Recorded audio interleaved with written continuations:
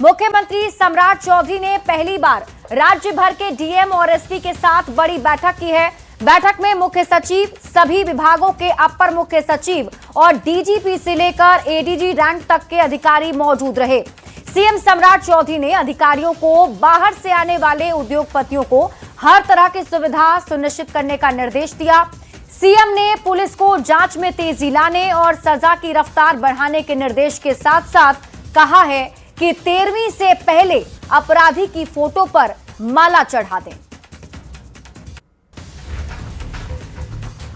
28 अप्रैल को भागलपुर में कार्यपालक पदाधिकारी की हत्या हुई।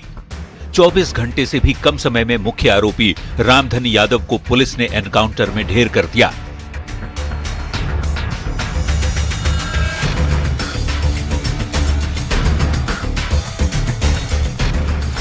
उनतीस अप्रैल की रात सिवान में बीजेपी नेता मनोज सिंह के भांजे हर्ष और बहनोई चंदन सिंह को गोली मारी गई। 12 घंटे के अंदर पुलिस ने मुख्य आरोपी छोटू कुमार यादव का हाफ एनकाउंटर कर दिया।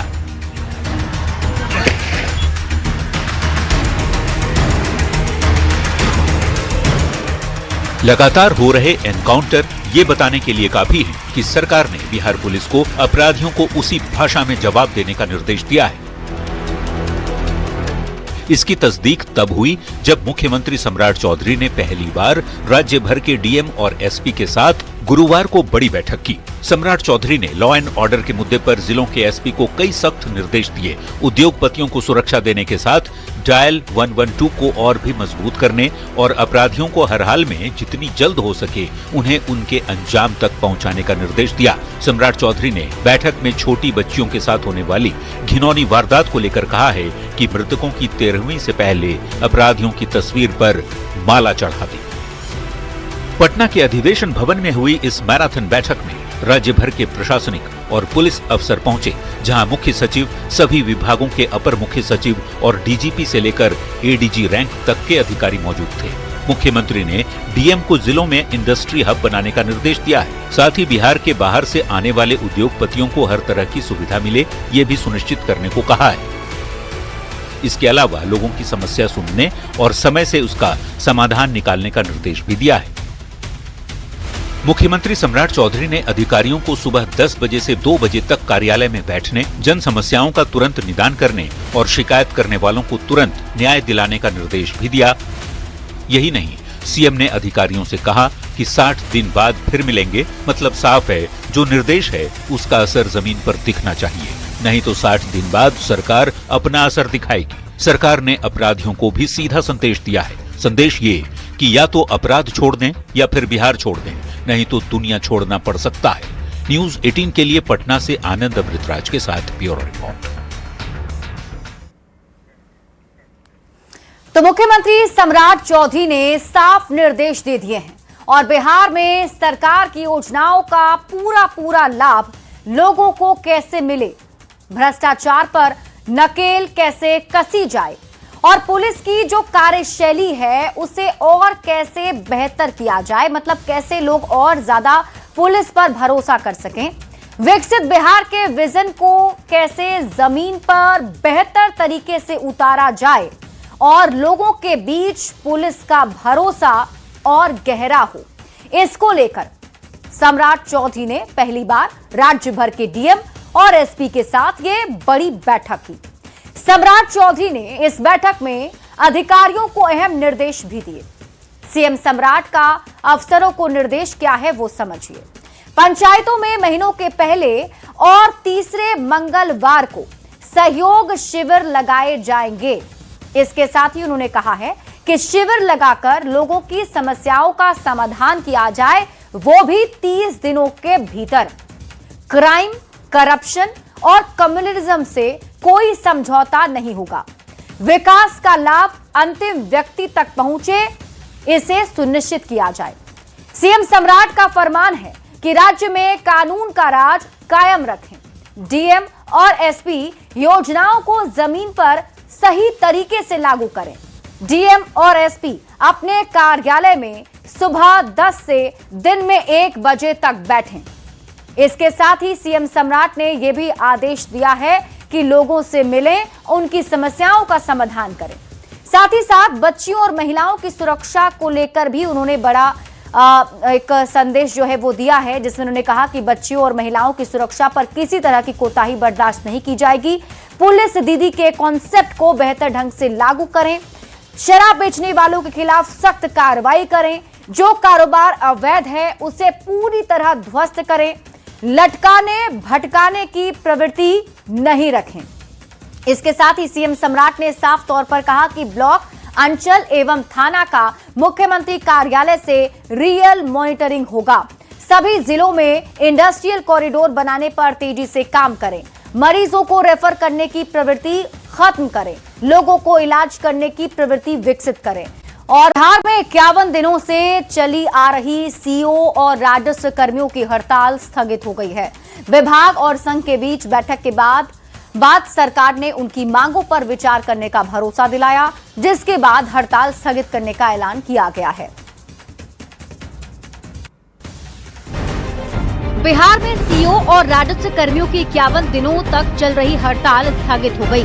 राजस्व एवं भूमि सुधार विभाग के सचिव जय सिंह के साथ हुई अहम बैठक के बाद संघ के प्रतिनिधियों ने सामूहिक हड़ताल खत्म करने का ऐलान किया है। हड़ताल स्थगित होने के बाद राजस्व सेवा से जुड़े कार्यों के फिर पटरी पर आने की उम्मीद है। कर्मचारी संघ जो लोग थे, ये दोनों संयुक्त मोर्चा, उसके लोग आए हुए थे, उनके साथ वार्ता हुई और उन लोगों की जो डिमांड थी वो उन लोगों ने पहले भी कम्युनिकेट किया था। हम लोगों ने उनकी बातों को सुना है, क्योंकि अभी काफ़ी दिन से आम जनता को काफ़ी परेशानी भी हो रही थी। तो हम लोग तो ये चाहते थे कि जल्दी से जल्दी हड़ताल समाप्त हो, बट अभी आज जो वार्ता हुई है उसमें उन्होंने हड़ताल समाप्त कर दी है। राजस्व सेवा संघ के अधिकारियों की हड़ताल की वजह से सरकारी कामकाज प्रभावित हो रहा था। हड़ताल की वजह से आम लोगों की मुश्किलें बढ़ गई थी। हड़ताल को खत्म करने के लिए सरकार ने एक अहम बैठक की। बैठक में राजस्व सेवा संघ के अधिकारी और यूनियन के प्रतिनिधि शामिल हुए। सरकार ने उनकी मांगों पर विचार करने का भरोसा दिलाया, फिर संघ ने हड़ताल स्थगित करने का फैसला लिया। संयुक्त मोर्चा जो है डीसीएलआर और डीएलओ के पदों पर पदस्थापन के लिए ये अनिश्चितकालीन सामूहिक अवकाश में था। मुझे पूरा विश्वास है कि हम लोगों की जो मांगे हैं, जो कानून सम्मत मांगे हैं, बिहार राजस्व सेवा नियमावली को 10 को धरातल पर उतारने की, वो सारी मांगे पूरी की जाएंगी और इसलिए हम लोग ये अनिश्चितकालीन सामूहिक अवकाश वापस ले रहे हैं। सरकार की तरफ से लगातार सख्त चेतावनी देने के बाद भी सीओ और आरओ हड़ताल पर डटे थे। सरकार और अधिकारियों के बीच टकराव बढ़ता जा रहा था। 2 दिन पहले सरकार ने विभाग के प्रधान सचिव सीके अनिल को हटा दिया था। अब बैठक के बाद सरकार से बात बनती दिख रही है। सीओ और राजस्व कर्मियों की हड़ताल स्थगित होना आम जनता के लिए बड़ी राहत है। न्यूज़ 18 के लिए पटना से आनंद अमृतराज की रिपोर्ट। बिहार विधान परिषद उपचुनाव को लेकर एनडीए की ओर से बीजेपी के अरविंद शर्मा ने नामांकन कर दिया है। नॉमिनेशन में एनडीए की ओर से एकजुटता दिखाने की कोशिश हुई। अरविंद शर्मा 40 साल से बीजेपी से जुड़े हैं और पार्टी के कई प्रकोष्ठ में काम कर अपनी छाप छोड़ चुके हैं।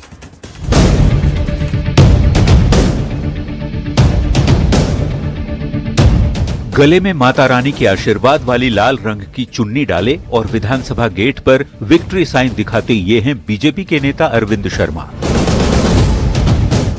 बीजेपी ने अरविंद शर्मा को मंगल पांडे के इस्तीफे से खाली हुई बिहार विधान परिषद की सीट पर हो रहे उपचुनाव में उम्मीदवार बनाया है। गुरुवार को एनडीए से बीजेपी के अरविंद शर्मा ने नामांकन दाखिल किया। नॉमिनेशन में एनडीए की ओर से एकजुटता दिखाने की पूरी कोशिश हुई। एनडीए के सभी घटक दलों के नेता नॉमिनेशन में मौजूद रहे।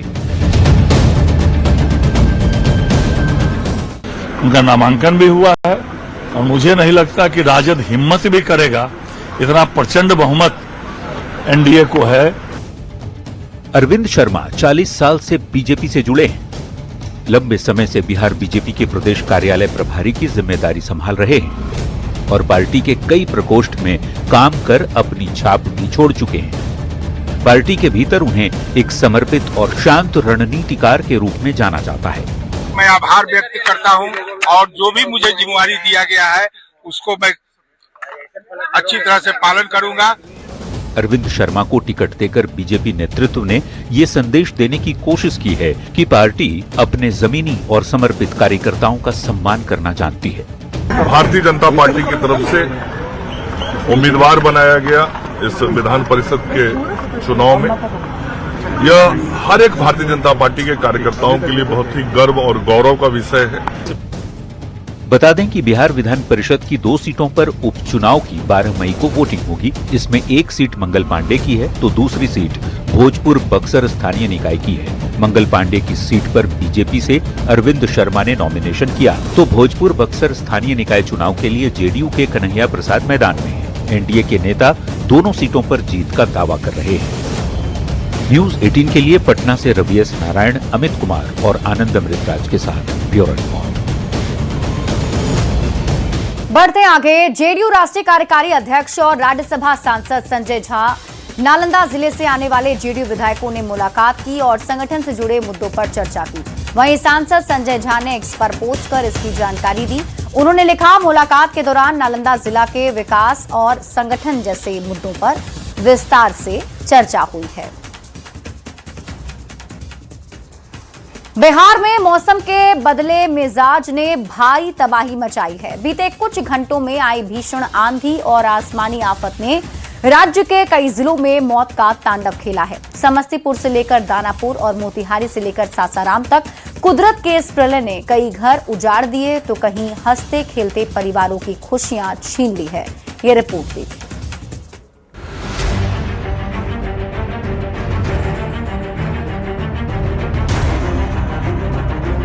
कुदरत का ऐसा कहर कि चंद मिनटों में खुशियां मातम में बदल गईं। बिहार के कई जिलों में आई भीषण आंधी और बेमौसम बारिश ने ऐसी तबाही मचाई जिसका जख्म भरने में वक्त लगेगा। उत्तर से लेकर दक्षिण तक, पूर्व से लेकर पश्चिम तक आसमान से बरसी इस आफत ने कई जिंदगियां छीन ली।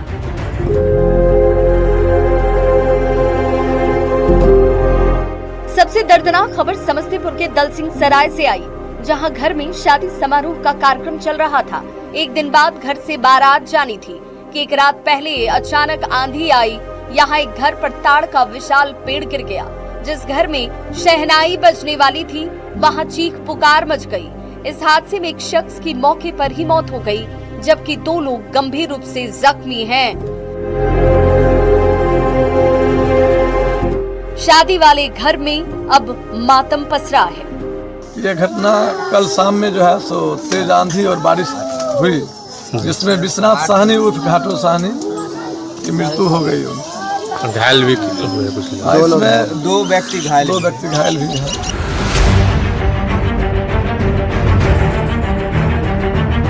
उधर हाजीपुर में तूफान की रफ्तार किसी चक्रवात से कम नहीं थी। इस तूफान ने किसानों की कमर तोड़कर रख दी है। आम और लीची की फसलें जमीन पर बिछ गईं, तो तैयार मक्का की खेती बर्बाद हो चुकी है।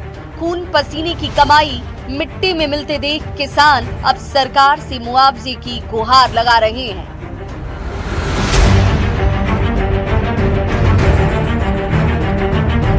तबाही का सिलसिला यही नहीं थमा। मोतिहारी के चिरैया थाना क्षेत्र में पेड़ की चपेट में आने से ईश्वर राम नामक एक शख्स की जान चली गई। बताया गया कि ईश्वर राम आंधी पानी में फंस गए थे और भागने के क्रम में एक पेड़ उनके ऊपर गिर गया, जिससे उनके सिर पर गंभीर चोट आई और मौके पर ही उनकी मौत हो गई।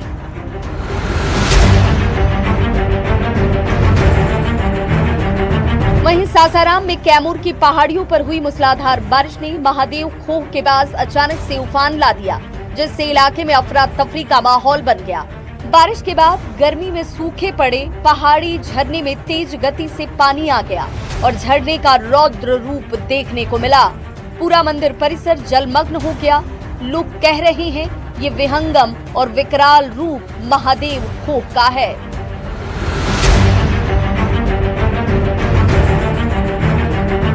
इधर राजधानी पटना से सटे दानापुर में भी मौत ने दस्तक दी। यहाँ तेज आंधी के कारण एक निर्माणाधीन बिल्डिंग की दीवार भरभरा कर गिर गई। मलबे में दबने से 2 मजदूरों की दर्दनाक मौत हो गई, जबकि एक घायल है जिसका इलाज जारी है।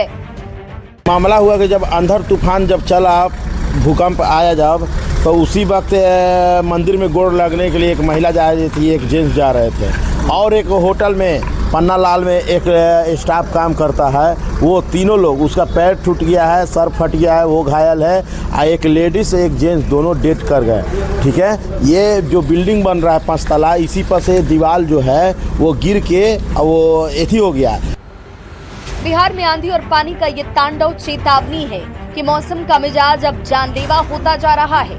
शासन और प्रशासन राहत कार्यों में जुटा है, लेकिन जो जिंदगियां चली गईं, उनकी भरपाई नामुमकिन है।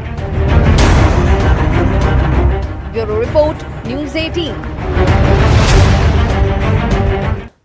सीतामढ़ी में भी अचानक आए आंधी तूफान ने खूब तबाही मचाई। बेलसंड रुन्नी सैदपुर पथ पर अथरी गांव के पास बुधवार को पेड़ गिरने से एक 23 साल के युवक की दर्दनाक मौत हो गई, जिसके बाद शादी वाले घर की खुशियां मातम में बदल गई।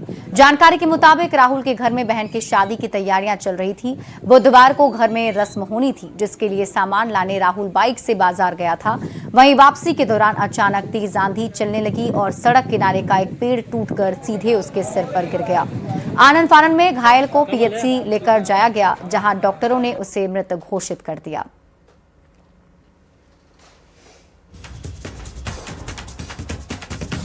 आंधी में ये पेड़ गिर गया कि हम गाड़ी चला रहे थे, हमारा भगना था, वो बैठे हुए थे पीछे, उसी के शरीर पे। हम सैदपुर से आ रहे थे। और इसी बीच रुक कर लेते हैं बड़ी खबर की ओर। मधेपुरा से आपको इस वक्त की बड़ी खबर बताते हैं। अतिक्रमण हटाने गई पुलिस पर हमला हो गया है। गम्हरिया थाना क्षेत्र का ये मामला बताया जा रहा है। घोरमुहा गांव में पुलिस और ग्रामीण आपस में भिड़ गए। दोनों पक्षों से कई लोग घायल भी हो गए हैं। थानाध्यक्ष राघव शरण भी जख्मी हो गए हैं। घायलों का अस्पताल में इलाज जारी है। मौके पर तनाव बना हुआ है, हालांकि पुलिस बल तैनात कर दिए गए हैं। न्यूज़ 18 संवाददाता श्रीकांत हमारे साथ जानकारी के साथ जुड़ गए हैं। श्रीकांत, क्या ताजा अपडेट? पूरा के गम्हरिया थाना के ये घोरमुहा गांव का ये मामला है, जहां पुलिस अतिक्रमण खाली करवाने के लिए गई थी। इस दौरान जो वहां के स्थानीय ग्रामीणों से झड़प हो गई है। इस दौरान हालांकि कुछ ग्रामीण के भी घायल होने की सूचना मिली है। वहां पर पहुंचे सदर थाना अध्यक्ष राघव शरण जो है वो घायल हो गए हैं, जिनका इलाज मेडिकल कॉलेज मधेपुरा में चल रहा है। पुलिस हालांकि इस मामले पर अभी कुछ भी डिटेल्स लेने से इनकार कर रही है। ठीक है श्रीकांत, आप इस खबर पर नजर बनाकर रखिए। शुक्रिया इस अपडेट के लिए। बढ़ेंगे आगे। दरभंगा से एक ऐसी खबर सामने आई जिसने सुरक्षा व्यवस्था को हिलाकर रख दिया है। यहां से जारी सिम कार्ड्स का इस्तेमाल भारत में नहीं बल्कि कंबोडिया में बैठकर डिजिटल डकैती के लिए किया जा रहा था। पुलिस ने आरोपी को गिरफ्तार कर 36 सिम और बायोमेट्रिक मशीन बरामद की है। ये रिपोर्ट देखिए।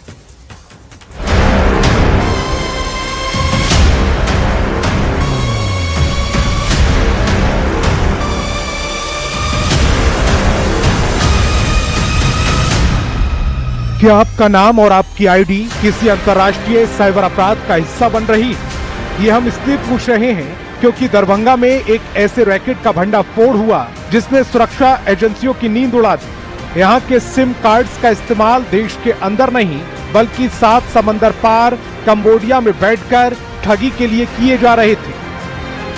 दरभंगा जिले में 3 विभिन्न सिम रिटेलर्स हैं, जिनके द्वारा फर्जी दस्तावेजों के आधार पर फर्जी तरीके से सिम इशू किया जा रहा है और उस सिम का इस्तेमाल विदेशों में जैसे कंबोडिया जैसे देश में साइबर अपराध में किया जा रहा है। दरभंगा पुलिस ने एक बड़े फर्जी सिम कार्ड रैकेट का खुलासा किया है। शुरुआती जांच में पता चला है कि अब तक 34 सिम कार्ड अवैध रूप से कंबोडिया भेजे जा चुके।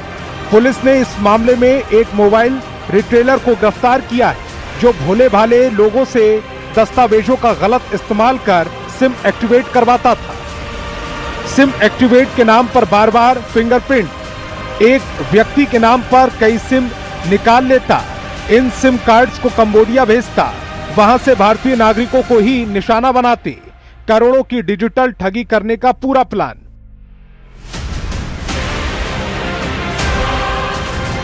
ये सिर्फ पैसों की ठगी का मामला नहीं है, बल्कि ये राष्ट्रीय सुरक्षा के लिए बड़ा खतरा है। विदेशी धरती पर सक्रिय अपराधी इन सिम कार्ड्स का इस्तेमाल कर अपनी पहचान छिपा लेते हैं। अगर इन नंबरों का इस्तेमाल किसी देश विरोधी गतिविधियां या आतंकी साजिश में होता है तो जांच की आंच उस निर्दोष व्यक्ति तक पहुंचती है जिसके नाम पर सिम रजिस्टर है।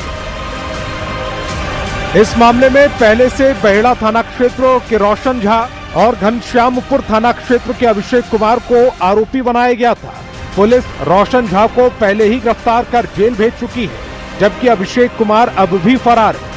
उसके खिलाफ न्यायालय से गिरफ्तारी वारंट जारी हो चुका है और गिरफ्तारी नहीं होने पर कुर्की की कार्रवाई की बात कही गई।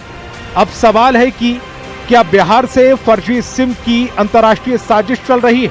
धंधेबाज फर्जी सिम विदेश भेजने में कैसे सफल हो गए? आखिर चीन में बना उपकरण इनके काम कैसे आया? कहीं आपके नाम पर भी सिम साइबर छात्रों के पास तो नहीं? क्या इस पूरे धंधे को विदेश से ऑपरेट किया जा रहा है? जागरूकता ही सुरक्षा है। अगर आपको संदेह हो तो तुरंत पुलिस या साइबर सेल से संपर्क करें। दरभंगा का ये खुलासा महज एक ट्रेलर है। साइबर अपराधी आपकी पहचान को अपना ढाल बना रहे हैं। न्यूज़ 18 के लिए दरभंगा से विपिन दास की रिपोर्ट। और इसी बीच रुक कर लेते हैं इस वक्त की बड़ी खबर की ओर। मोतिहारी से आपको बड़ी खबर बताते हैं। इंडो नेपाल बॉर्डर पर अवैध करेंसी रैकेट के खिलाफ सख्ती देखी गई है। एसएसबी और पुलिस की संयुक्त कार्रवाई हुई, जहां 11 लाख के नेपाली और भारतीय मुद्रा जब्त किए गए हैं। 2 संदिग्ध को नेपाल से आते पकड़ा गया है। अवैध रूप से करेंसी लेकर ये घुस रहे थे। 9,63,650 रुपए नेपाली करेंसी बरामद हुई है। 71,410 रुपए भारतीय करेंसी जब्त किए गए। मामले में पूछताछ जारी है।